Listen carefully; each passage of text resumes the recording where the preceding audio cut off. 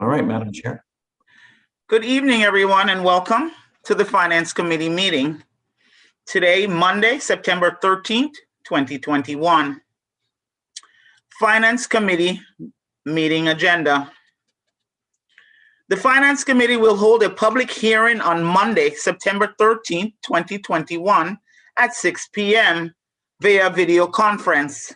Meeting can be viewed at https://bit.ly/3YSKU80 or by phone at 301-715-8592 or 312-626-6799. Meeting webinar ID 937-0978-2397. Phone passcode 828-212-481. Item number 1, LM-2021-0306. Order of the board, order to read and file the federal and state compliance report for the city of New Haven, Connecticut for the year ending June 30th, 2020.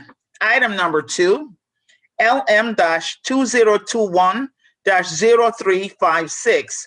Order to read and file the updated budgetary and financial reports for the month of July 2021 in compliance with Article 8, Section 5 of the Charter. These items are filed with the city clerk and may be inspected at room 202, 200 Orange Street, New Haven. Per order, Honorable Yvette Hamilton, Chair.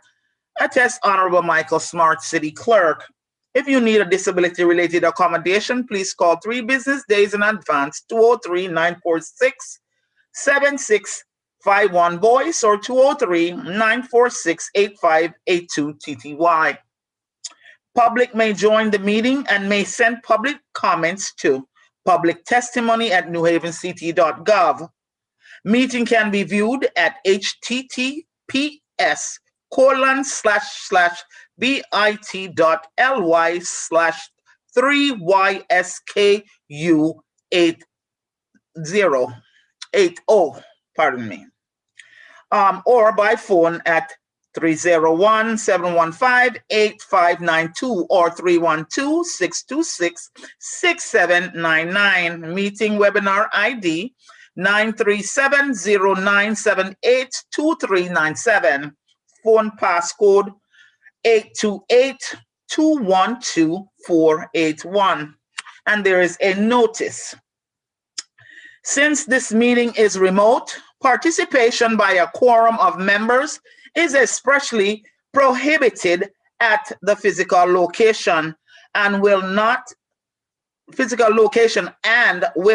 be present. However, any member of the public may request in writing a physical location and any electronic equipment necessary to attend the meeting in real time no later than 24 hours prior to the meeting.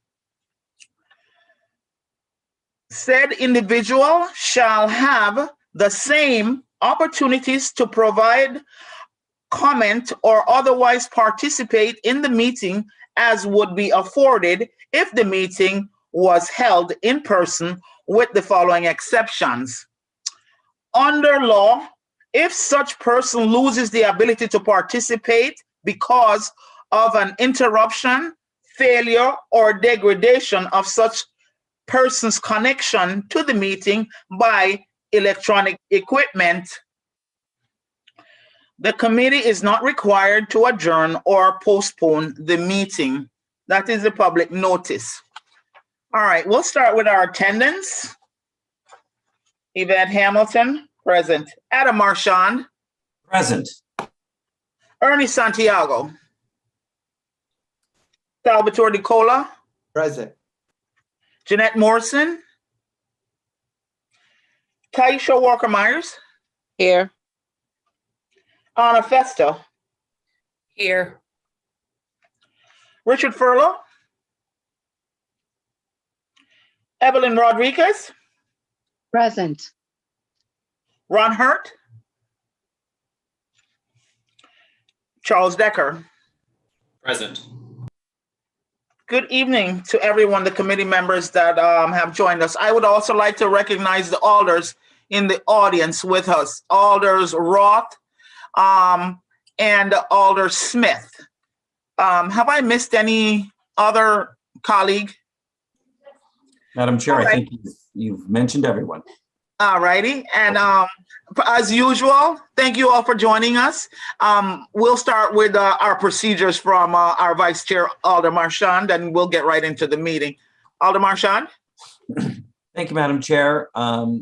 We have a pretty straightforward agenda this evening. We're going to go through the federal and state compliance report for the fiscal year that ended back in June of 2020. And then we'll look at the monthly report for July of the current fiscal year, just a couple months back. So we're going to end up talking about 2 different fiscal years and maybe even the start of the third. So lots of exciting financial housekeeping. So I think what we'll do is follow the procedure that we have to this point. We'll hear from the first set of people, the auditor, and then afford colleagues an opportunity to ask questions in the order in which we're listed on the website. We'd ask colleagues to try to keep it to 4 questions. The chair at her discretion can decide to go on a second round of questions if people have them. Then we'll move to the monthly. Madam Chair, I don't see a large audience of people from the public here, so it may be convenient to ask for public testimony at the end after we've heard both items. Yeah. So that if someone from the public does show up between now and the end, they can ask questions about either item. And there we go. Thank you, Madam Chair. Wonderful.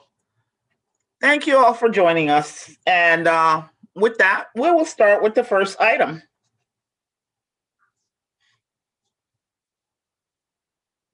I'm sure Mr. Lucas and Mr. Hayden have to promote the folks in, so give us a moment.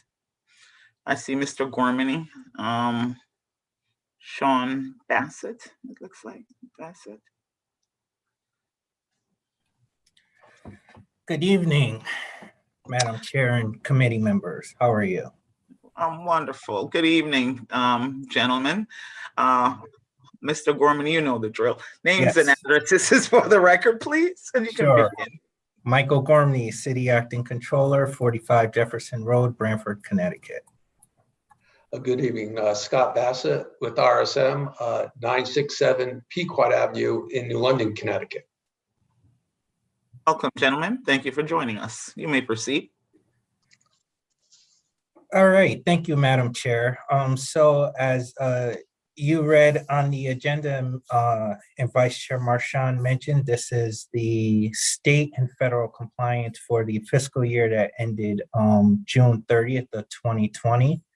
Mr. Bassett will be going through the materials that are found in both audits that RSM provides.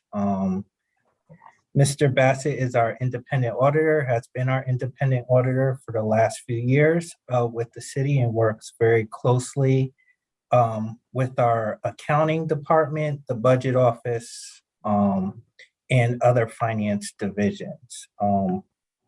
Again, he's the city's independent auditor, and his job is to review the city's financials as we have posted them throughout the fiscal year, to make sure that we are in compliance with all GAAP, GASB, and other accounting guidelines. So I'd like to thank our accounting department. I know it's not a large audience, but he works very closely with our accounting department, and again, our budget office, and just all the staff of finance that helped make the audit possible. So with that, I'll turn it over to Mr. Bassett.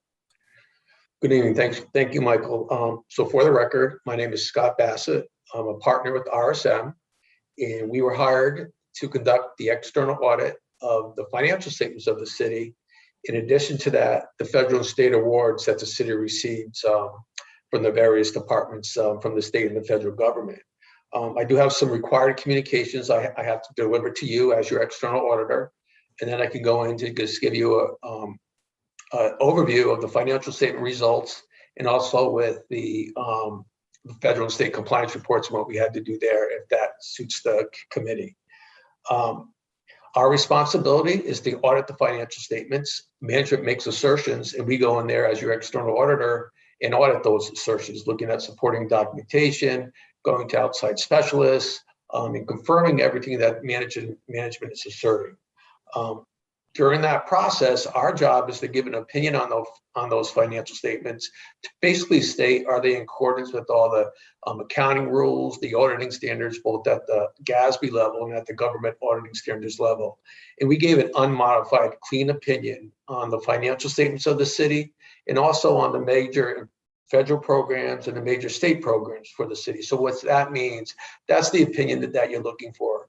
And when I talk about that opinion, basically the records are in very good shape when they're handed to us. And also as we go through the audit, as we ask for things, things are given to us in a timely manner and it's properly supported.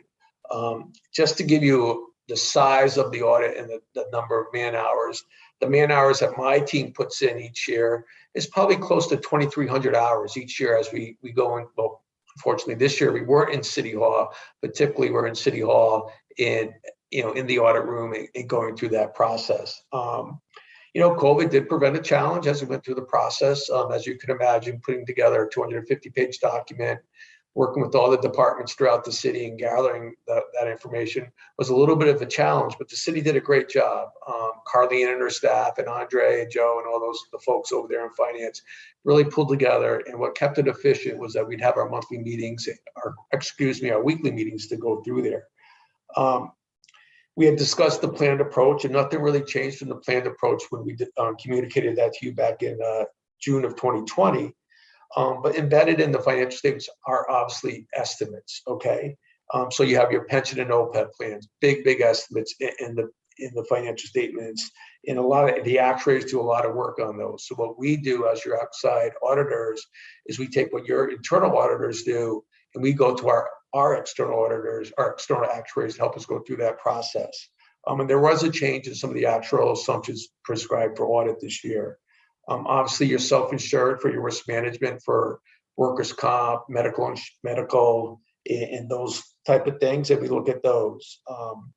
You have an allowance for doubtful accounts. The pension plans have hedge funds and alternative investments that they invest in. So those are significant estimates that are embedded in the financial statements. And you also participate in the sharing cost benefit plans within the state of Connecticut. There was some audit adjustments as we went through the process, but we discussed those with management. We agreed to them and they were posted to the final trial balances. The internal controls are something we spend a lot of time looking at in the city. And as we go through there, we take a look at your payroll processes, your disbursement processes, your revenue processes, all at a material level. And we had no significant deficiencies noted as we went through that process in the current year. In other years, we've had them. And what's a nice thing about the finance department there in the city, if there is a comment from a previous year, they really buckle down and make sure it's not repeated in the next fiscal year. So they really take a good look at that. The city did not consult with any other accountants as far as we know. And there were really no difficulties other than the remote environment going through the audit. At the close of the audit, we get a management representation letter from management signed by Michael, the finance staff, the mayor, basically saying, it's a 20-page letter, but basically says everything we asked for, you gave us. And in addition, anything that was required to tell us or they thought might be significant to impact the audit was given to us. So overall, as in the past, the audit was very, very well managed, and finance takes ownership of it.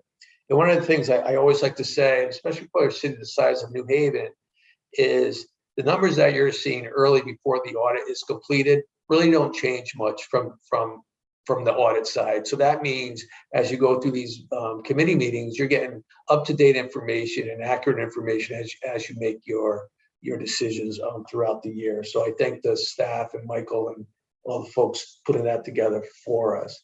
What I'm going to do is just kind of throw out some numbers. I know you don't have the books in front of you, but just some key numbers I think that are important that will show some progress within the city and some of the things that are important to know. At the end of the year, when you look at the full accrual basis of accounting, when we take in all the assets of the city and all the liabilities of the city, which include your OPEB plans and your pension plans, liabilities exceeded the assets by $550 million. But the bulk of that money, or the bulk of that deficit, is really made up of those long-term liabilities, which are your OPEB plans and again in your pension plans. At the end of the fiscal year, the general fund, the operating fund of the city at the end of June 30, 2020, had an operating surplus of approximately $18 million. Now, if you were to chart back 4 or 5 years ago, that dipped into a deficit balance and has been slowly growing out of that deficit balance over the last 4 or 5 years. The general fund itself had expenditures of about $600 million through the year. So that's the amount of funds that are going through your general fund on a fiscal year basis. In addition to that, one of the larger funds that you have is your education grant fund. That fund really parks all the federal and state money that's associated with your education grants. And that fund spends another $116 million of expenditures, which is offset by revenue from the federal and state government. At the end of the year, your pension trust funds and your OPEB funds had $500 million in various investments, alternative investments, U.S. Treasuries, some money market funds. So you had $500 million, and that was an increase of $10 million from the previous year. From a financial statement standpoint, pretty good numbers all around. I think, those estimates and the change of any actuarial assumptions do have a big impact, and those are measured in and phased in over time. As the financial statement notes, pretty much stayed consistent with the prior year. Because of COVID, the GASB, who's the standard setting board, postponed any new requirements that had to be implemented by the city in the current year. So really pretty much the same. The city pension plan and police and fire plan, even with the change of actuarial assumptions, really stayed at their funded level of approximately the same amount, about 36-37%, which is fine. And as you go through it, and with the change in actuarial assumptions, so again, $500,000 in those amounts. Now the OPEB liability, there were some changes there, and the OPEB liability itself is about $800 million at the end of the year to be paid out in years to come.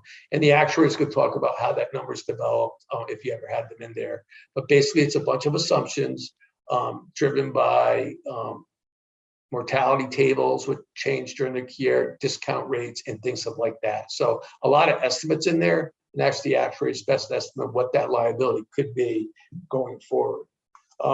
Your medical health insurance fund, just to give you a concept, there's about $112 million in expenditures in the current year for medical and health for city employees in each year.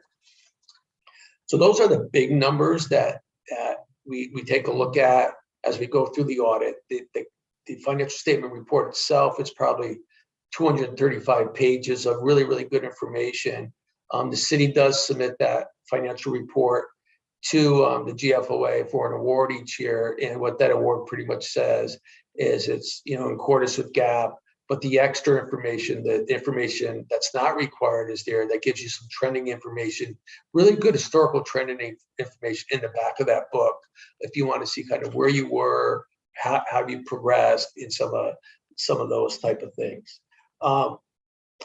At the end of the year, the couple numbers that we talk about are the federal awards that were received by the city and the state awards that were received by the city. The city received about $68 million in federal grants in the current year, pretty consistent with the prior year. In state grants, the city received about $320 million. So if you take a look at so that's $368 million, $128 million of that went right to the education grant fund. Some goes to the general fund, and some goes to your capital project fund. So it's all spread out.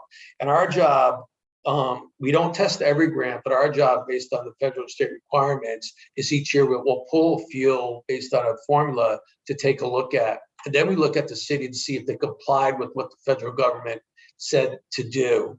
And we probably pick 4 grants, are required to pick 4 grants in the current year. And the city did comply with those federal and state requirements within that are prescribed by the federal and state government. As you move into 2021, as you can imagine, the COVID-related CARES Act money, those type of funds that we had a little bit of it in June 30, 2020, will be prevalent in the 2021 audit, and those grants will be really looked at. They're designated as high risk and need to be tested. So we'll be taking a look at the formulas and everything that drives that also. So again, the city does a nice job managing those grants and putting those grants together and accounting for all those ins and outs of those grants when we take a look at those. So in addition to that, as I mentioned earlier, we do take a look at internal controls. Although we don't opine on internal controls, we do look at those. And if there were anything that we'd have to report, we certainly would report it to this committee. So in closing, the general fund balance reached almost $18 million in the current year, in the 2020 year. The federal state grants were complied with all the requirements that the city had to adhere to, and we were able to give unmodified, clean opinions on those 3 reports that we were hired to do from you. As your external auditor, we're independent from the city. We go by our own set of guidelines. We come in and we really work for the finance committee, and we audit management. That's our job as your external auditor. And if things would come up that we need to ask you about or tell you about, we certainly know that two-way communication is there, and we keep that door open. So with that, those are my remarks. I'd be happy to answer any questions the committee may have as far as the process or any of the results of the audit for 2020. Excellent. Thank you, Mr. Bassett, for that. And before I go into the questioning with our committee, I would just like to acknowledge some folks. Alder Morrison has joined us, and Alder Edwards. Thank you for being here. And with that, I'll start with Alder Marchand. You want to start with your questions? Thank you, Madam Chair. And I'll also just add that Alder Carmen Rodriguez has joined us as well. Welcome. So I want to thank Mr. Bassett for his remarks. I'm encouraged that the city has positive marks in terms of the way it has been providing the information to you and your colleagues. And I saw that there's a hope that the city could again achieve this special certificate from the association or whatever the organization is. So could you just say a little bit more about what that recognition means? Yeah. And what it might do for the city, aside from just being able to talk about it? So instead of just a plaque on the wall, basically what that presentation entails, it entails letter of transmittal that Michael authors, and it talks about, hey, this is the plan for the city. This is where we're going with certain ideas, capital project funds, or whatever. And it talks about where we've been, where we're going, talks about things like your grand list and things of that nature. So really, really good information from the narrative. And then in the back of the booklet, there's probably about 20 schedules that show 10-year trend information. And that information can say, what's progressed, how's this going, are we according to plan?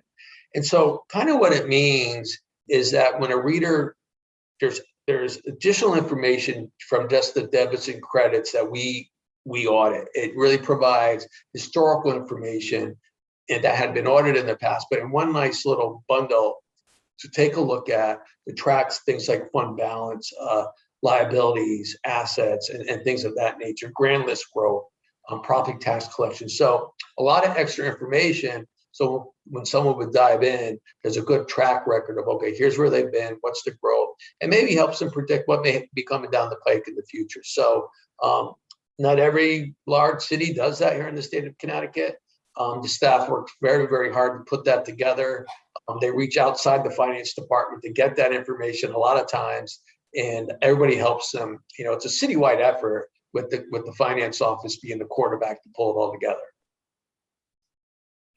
Great. So it's a recognition of the city staff going the extra mile to provide these additional data that help to get a better view of trends. And a lot of transparency is added with that report, I think. thank you. I saw some traces of COVID in the report, noting certain revenue losses and such, but is that something that you and your colleagues in the audit discussed at all? Did you have experience seeing the impact certainly. of COVID on other municipalities? Yeah, so basically what happened, we had a sprinkle of it in 2020. And with that, what the federal government did is that if anything that's COVID or CARES Act related has to be separated out in the federal and state compliance report. So as you could see, there was a little bit like in the school lunch fund and a little bit of money received from a special revenue fund. So you have to mark all CARES related or COVID related funding that comes in. And as we get into the 2021 year, that's going to be quite significant. There's a lot of different compliance requirements that go with that funding. And quite honestly, the federal government's still putting the rules together on that. Even they've given out a lot of money, but they're still coming forward with the rules of how to spend it, how to calculate it, and what it can be used for. But certainly it will have an impact, a major impact in what we do on the federal awards in 2021. Great. So we look forward to hearing your report a year from now about last fiscal year. Yeah, hopefully a little sooner than that. We're gonna, we'll move it up a few months. That would be wonderful. Okay. That's all I have, Madam Chair. Thank you so much. Thank you, Alder Marchand. No Alder Santiago. Alder DeCola, do you have questions for Mr. Bassett? No questions at this time, Madam Chair. Thank you. Alder Morrison, good evening. Any questions for Mr. Bassett regarding the audit? Good evening. No questions at this time, Madam Chair. Thank you. All righty. Alder Walker Myers. Thank you, Madam Chair. No questions at this time. Alder Festa. Thank you, Madam Chair. I just have a couple of questions for Mr. Bassett. Mr. Bassett, do you see any concerns or any controls that need to be put in place from the audit, or any deficiencies that stand out? Like as I said, in prior years, we had different things regarding audit adjustments or calculation of compensated absences. They had all been corrected in 2020. So 2020, I would say, was a clean audit as far as it goes for significant deficiencies. As we go into 2021, what an area of risk will be for us, or heightened risk or heightened audit procedures will be, the use of the COVID and CARES Act funding, making sure it goes through the right guidance and that the proper controls are there. But from an overall standpoint for this year, 2020, again, there was nothing that really came to our attention that warranted a written report to you as the Finance Committee. Do you have recommendations on what we should be aware of with the COVID CARES funding? Yeah, we've been looking ahead. Yes, we do. We've been having our we meet probably twice a month with finance as we go through this, and we talk about upcoming areas. And as I said, the federal government literally just came out with guidelines for the CARES funding at the end of August, with some addendums coming here in October. So we're kind of, it's a moving playing field right now as we're going through that. The revenue loss calculation, there's some templates out there that can be used. And how do you measure that? How the money can be accounted for. So we're talking about that because it's not only new to us as your auditor, it's also new to management. And the rules are just the ink's not even dry yet, and the money's there. We just have to make sure we're dotting our I's and crossing the T's as we go forward with it. Okay. I appreciate that, because it gives us at least an outlook on what to be prepared for, and that, yes, you're correct. It is all new for us, so I appreciate that. And thank you, Michael, for your due diligence as well for, I guess, having this nice clean audit for 2020. So thank you to you and your department. Thank you, Madam Chair. Okay, very well. Moving right along, Alder Furlow's not with us, right? So Alder Evelyn Rodriguez, question? No questions. Thank you, Madam Chair. Good evening, Alder Hurt. Welcome. Unmute, please. Good evening, Madam Chair. How are you? I'm well. Thank you for joining us. Do you have a question for Mr. Bassett regarding the audit? Madam Chair, at this time, I don't have any questions, and I do apologize for being late. Oh, no worries. Okay, thank you. Alder Decker, you're up. Thank you, Madam Chair. I have no questions. Thank you, Mr. Bassett, for your work. Thank you. Okay. Does any committee member have a second question for Mr. Bassett? Madam Chair, I believe we're ready for item 2. All righty. Before we go on to item 2, Mr. Bassett, I heard you say, you know, the monies that we're getting now, CARES Act funding and COVID funding, are you going to kind of guide us as to what the federal guidelines for use of the, where we should be, right? Yes. Are you kind of holding So our what hand? we'll do, yes, we'll do. Management will make decisions on how to use the money and the appropriateness of it. And, you know, at that point, once they make their decision, they'll come to RSM and say, do you think this is appropriate? Will it be in compliance with all the federal guidelines? And certainly, like with anything else, we want to be, you know, in front of that and discuss that to make sure we're all on the same page with it. And just before we close, you know, we are starting the 2021 audit. I am your external auditor. And if there's anything that you, as the committee, think should be communicated to me, please reach out directly. And I'll do the same with you. If anything comes up during the audit that we need to communicate to this committee outside of management, we certainly know who to reach out for that too. So we work for you, and just to keep that two-way communication open, you know, both ways is very, very important as we go through the audit. Yes, indeed. Thank you so very much. Thank you. Moving right along to the next item on our agenda. Good night. Don't leave, Mr. Bassett, because again, we need to be doing public testimony after the next item. Okay, I'll be here. All right. Thank you, sir. Mr. Gormany? Thank you, Madam Chair. Michael Gormany, 45 Jefferson Road, Brantford, Connecticut, City Acting Controller. And if I can have a share screen, that would be great.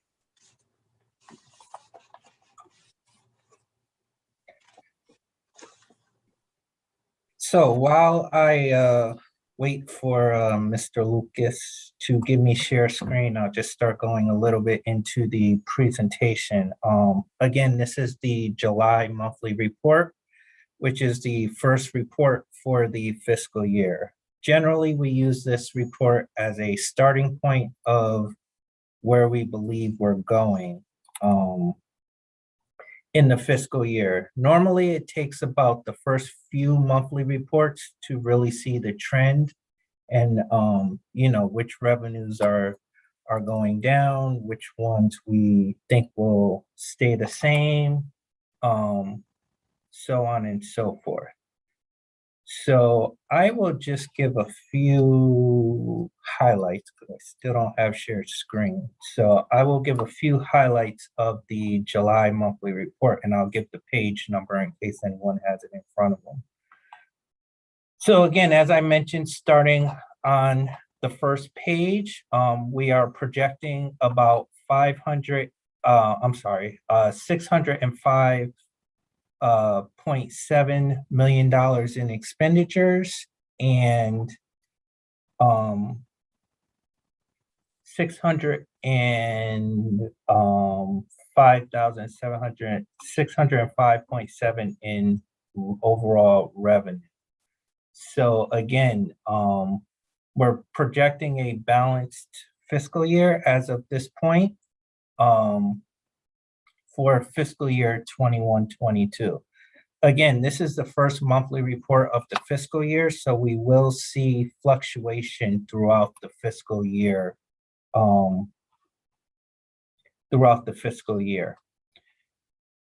Page 4 of 61 lists out our COVID expenditures through June 28th, which is the previous fiscal year. Again, as Mr. Bassett mentioned, that's something that we will go through along with the CARES Act and the American Rescue Plan for fiscal year 21. So we have spent roughly $3.4 million through June in COVID funding. We have not seen a lot of activity in July.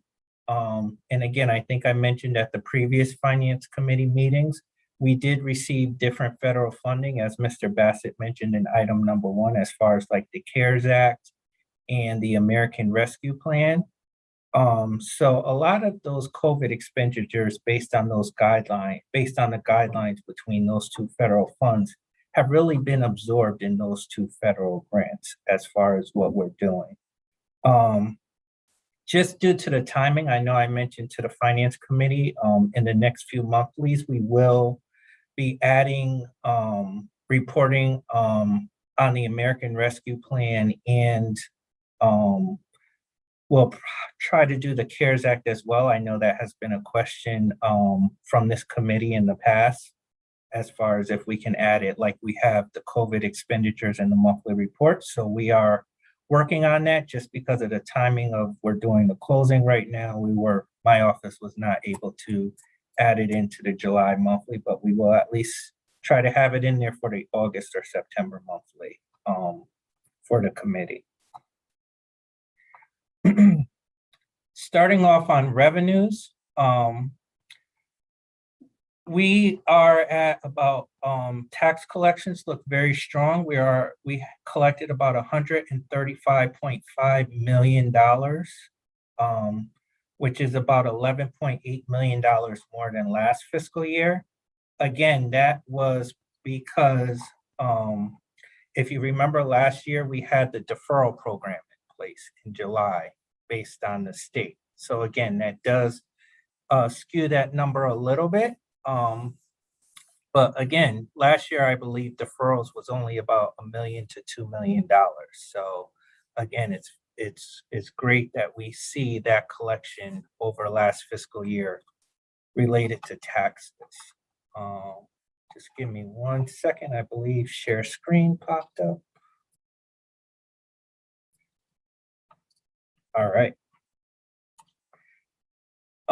So again, as I mentioned prior, in July, a lot of our revenue is derived from property taxes. We really don't get state revenue and other revenues really until September or in October beginning, with the exception of taxes and some of our local revenues such as building permit. So based on this report, on the July report, you can see between all revenue sources, we are up about $12 million when compared to last fiscal year on a revenue standpoint. Again, this is just, and I apologize. Again, this is property taxes. As I mentioned, you can see we try to give about a 4 or 5 year trend for the committee to look at as far as to see where we are with collections on a historical basis with property taxes. Again, the next few pages is really revenue. Again, as I mentioned, you'll see a lot of zeros because, for the month of July, we really rely heavily on property taxes, and a lot of our other revenues are received more towards the end of the first quarter to the beginning of the second quarter of the fiscal year.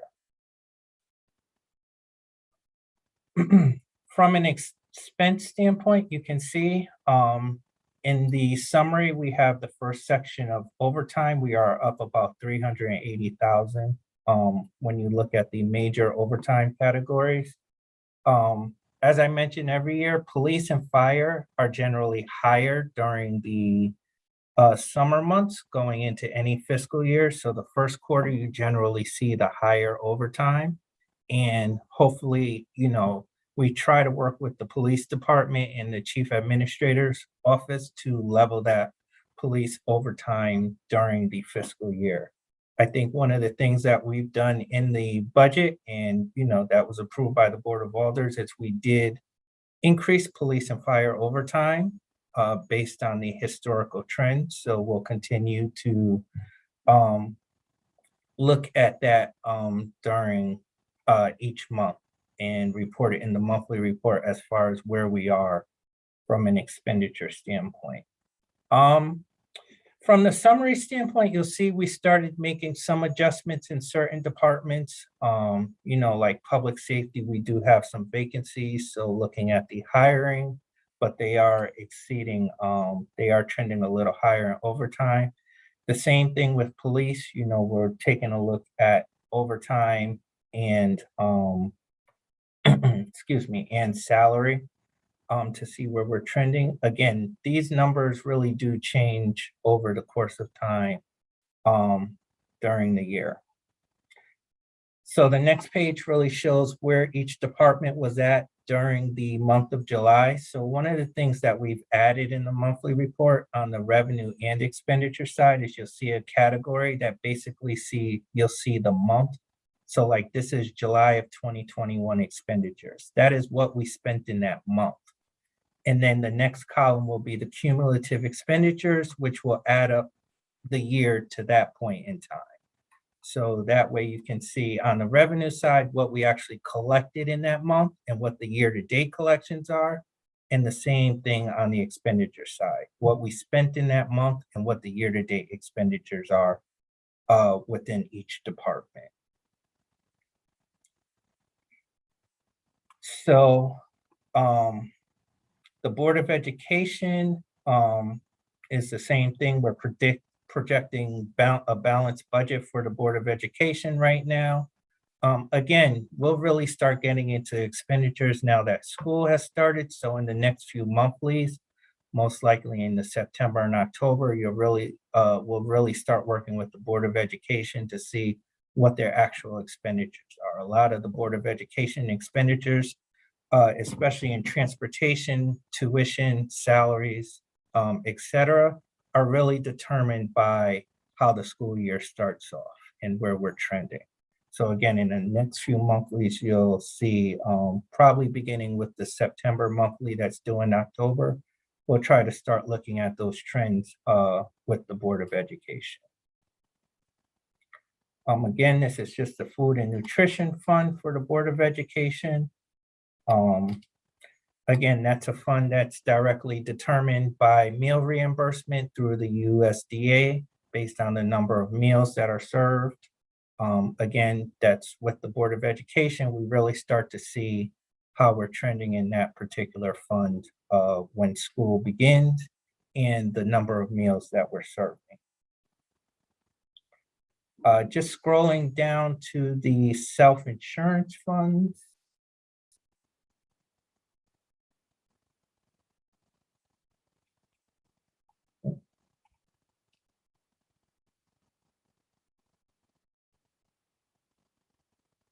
Okay. So the first self-insurance fund is our litigation fund, which really, again, is the city settlement committee for court cases and other areas. Again, we've done a lot of work in this area with President Taisha Walker-Myers as part of the committee and the other committee members, the CAO and finance to look at a lot of these cases and look at the trend of these cases, in the city's liability to try to minimize the cost to the city. But through the month of July, we spent about $301,000 in settlement amounts. On the workers' compensation side, we can see we had about $100,000 less when you compare July of of fiscal year 21 to July of fiscal year 22. Again, it was a little late, but I sent the committee the notice on some of the changes that we have been making to the workers' compensation program, and we will continue to fine tune that program to try to minimize the cost to the city. Again, no workers' compensation program is perfect, but we definitely want to continue with the changes that I sent to the committee in the memo and any additional changes with our third-party administrator. And our medical fund. So our medical fund obviously is one of the items that we are going to look at during the year. Out of our 3 self-insurance funds, the medical fund is obviously the biggest risk to the city because medical is one of those items that is just very hard to predict. There's no science behind predicting what your claims are going to be for the fiscal year. So as you can see, the city was up about $1.4 million in the month of July when you compare July of 2020 to July of 2021. So we are currently working with Anthem. I know it's not in this report, but we did see another high month in August. So we're working with Anthem to see what are those trends that they're seeing. Myself and Steve Labrandy, who was our human resources and benefits manager, reached out, and we're going to take a look because we want to know, are those COVID claims? Like we talked about in past meetings, we had about $7.4 million in COVID claims for about 15 months. So again, we want to know, is that COVID testing, COVID claims, whatever the case is, or are those doctor visits, prescription drugs, what's in the actual claims that we've seen in the last 2 months. So we can sort of get a handle on the trend and have a more accurate projection on where we think we're going with our claims. And we're also looking at retirees as well, because retirees are also in these claim numbers. So that's a trend that we want to look at as well. We did save money, again, about 2.5 years ago, switching our Medicare Advantage plan. That has definitely helped in lowering our medical claims. But again, with COVID and the vaccine and more people out and about and, trying to get back to some semblance of, some daily outings and gatherings and other things, sporting events, we're definitely seeing a rise in some of the claims. So again, that's something that we're going to continue to monitor. As you can see, even with COVID, we were down over 1920 when you compare fiscal year 21. But again, the second half of that was COVID. So I think what Steve Labrandy and I are looking at are really pre-COVID, the fiscal year 18-19. Where you see that it was about $117 million in that year. And we're looking at the historical trends as well of that 5 to 6% buffer that I talk about with medical.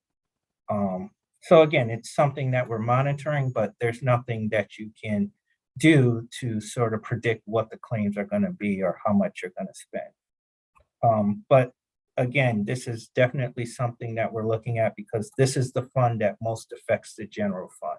Because whatever we spend, based on how we converted our audit a few years ago, whatever we spend in medical, we have to cover from the general fund, whatever the deficit is. So that's something that we'll continue to monitor.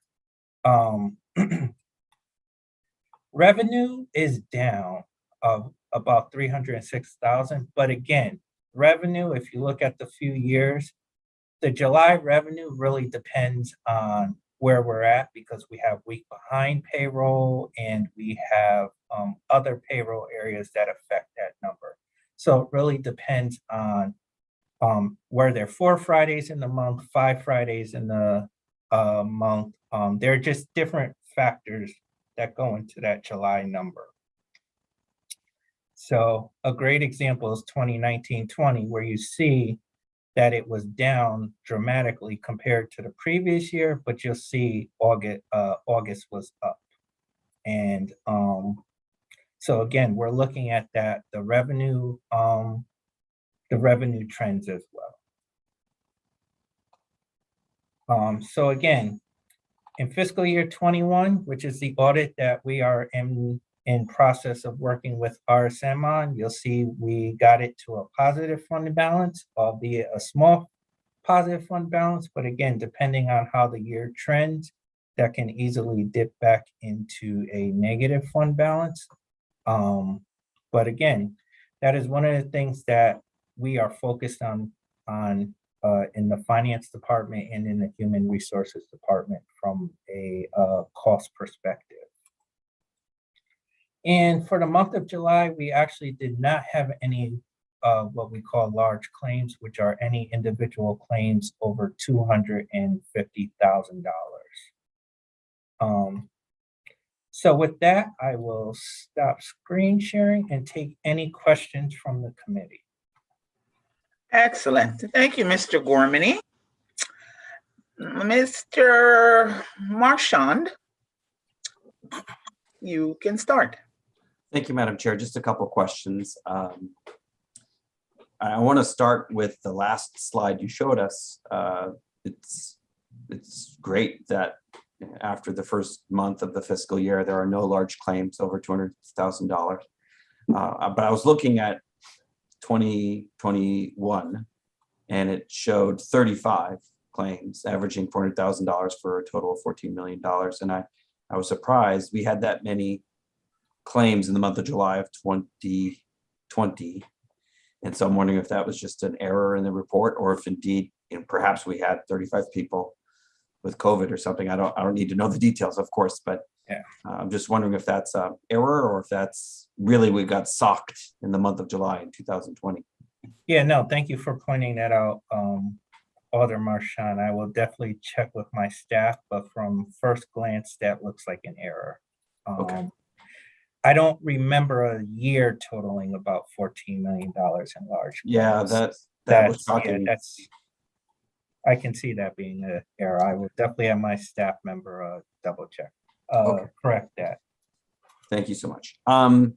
So my main question is really a question I've been returning to in many of these discussions of monthlies, which is your best estimate about when you feel confident the city will be able to close out last fiscal year and have more definite information about what portion of the American Rescue Funds are going to end up being committed for lost revenues and increased expenses due to COVID, and what portion might be available for other uses from that first tranche that we voted on back in May, if I recall.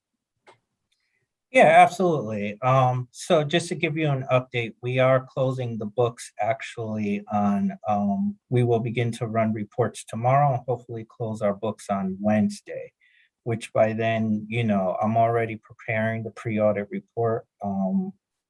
I believe the next Board of Alder meeting is Monday. So we're gearing up for that actual communication with the pre-audit report. You have a little bit more time, Mr. Gormany. It is Thursday, the 23rd, due to some holidays. Got it. All right. So yes, but to answer your question, we're gearing up. We're working on the pre-audit report as we're closing the books. I think you'll be happy at the results of the pre-audit result as we're closing. And, I look forward to talking about it next month. But I think, again, I think management and budget and finance work very hard to sort of get that deficit number down. We did keep it into the single digits. I did at the last meeting say my hope was about $3 million. Just to give you a preview, I think we'll actually be below that for fiscal year 21. Which obviously means we will use less of the American Rescue Plan funding. And again, as Mr. Bassett mentioned, we talk to RSM all the time throughout the year. So I'm very confident that, those numbers, besides a few audit adjustments here and there possibly, there won't be any big changes from what we submit to the committee. Great. Thank you, Mr. Gormany. Thank you, Madam Chair. All righty. Thank you, Alder Marchand. Alder DeCola. No questions at this time, Madam Chair. Thank you, sir. Alder Morrison. No questions at this time, Madam Chair. Thank you. Okay. Alder Walker Myers.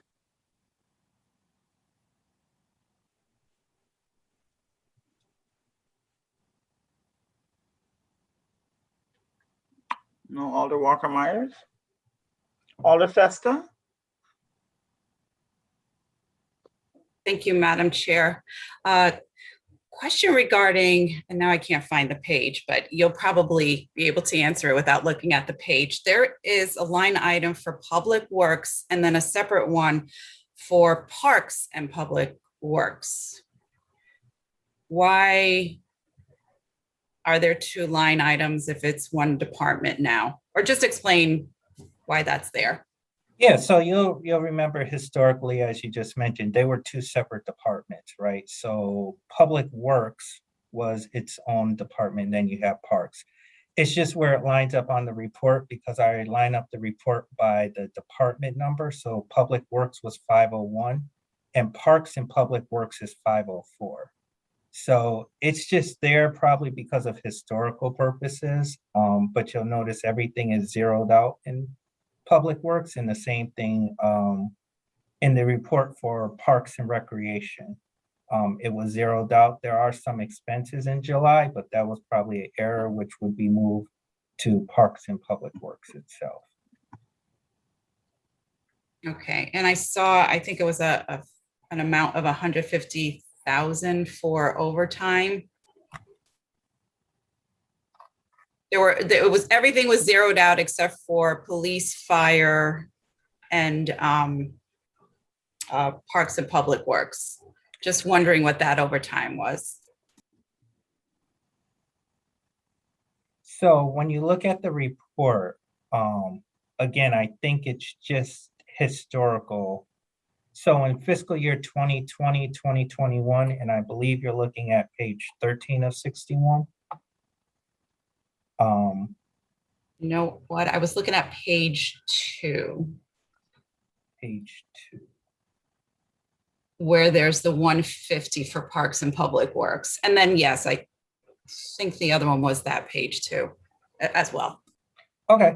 No, I mean, Parks and Public Works is just encompassing, that's the combined department name. So any expenditures for the section of Parks that went over that was combined with Public Works is going to be in that area. So you'll look at Public Works is zeroed out, and so is Parks and Recreation, because technically those are all combined into Parks and Public Works. So it's all one department now.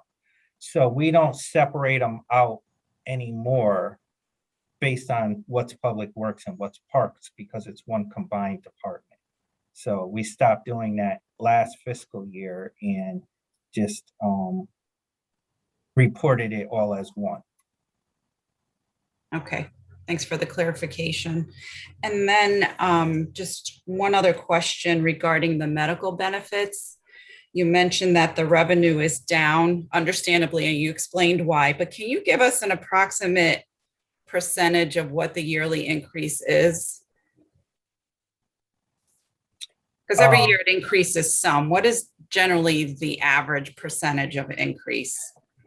So the average percentage of increase, I can get back to you on Alder Festa, because there's two increases.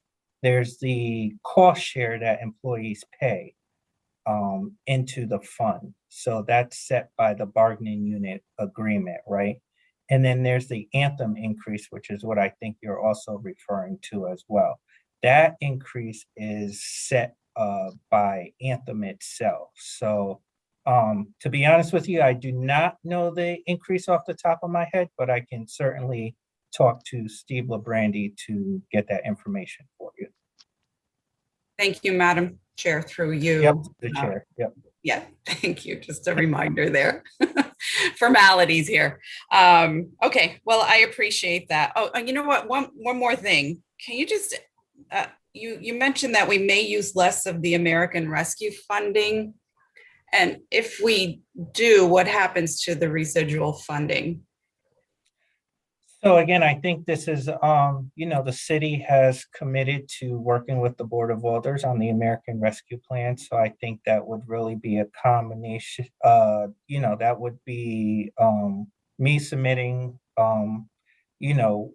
what the administration plans on doing with that American Rescue Plan. So remember, it's really one big pot. Even though you allocated 20 million, is really one big pot of money. So if we only spend $1 million or $2 million, that's all that's coming off of the grand total. So again, I think it's really just working with the board on reallocating and what are some of the other ideas or plans for that funding and bringing it to the Board of Alders.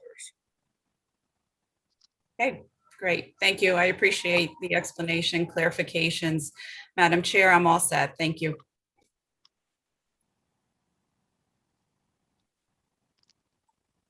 Madam Chair, you are currently muted or your microphone is not working.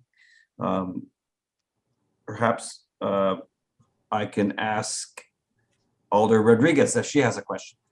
I don't think my microphone, can you hear me Now now? you're okay, Madam Chair. That's Madam Chair. Yeah?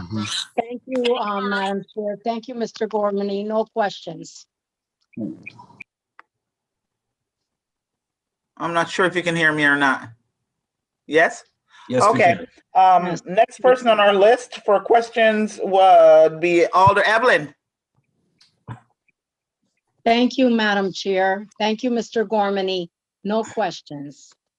Okay, thank you, Alder Evelyn. Thank you. Alder Hurt, any questions? Thank you, Madam Chair. I have no questions at this time. Thank you. And Alder Decker. Thank you, Madam Chair. I have no questions.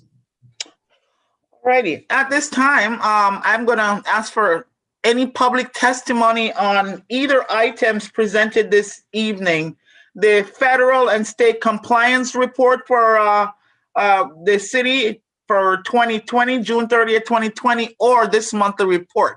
Is there anyone from the public that would like to speak on any of these two items presented this evening? Anyone from the public? Mr. Lucas or Mr. Hayden, you guys are in the background. Anyone logging in? There are none at this time, Madam Chair. Thank you, sir. And for a third time, I'll ask anyone from the public that wish to speak on the items presented this evening. Madam Here. Chair, this is Alder Adam Marchand. Yes, sir. I move we close the public portion of this meeting. Okay. Second. So, any discussion? Alder Marchand, are you in favor? Aye. Alder DeCola, Yes. Morrison, Yes. Walker Myers, Festa, Yes. Evelyn Rodriguez, Yes. Alder Hurt, and Alder Decker.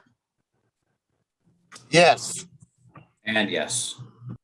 Public portion is now closed. I'll entertain a motion. Madam Chair, this is Alder Adam Marchand. I move we recommend to the board that these two items be read and filed. Second. Discussion. Madam Chair, Go ahead, Alder Marchand.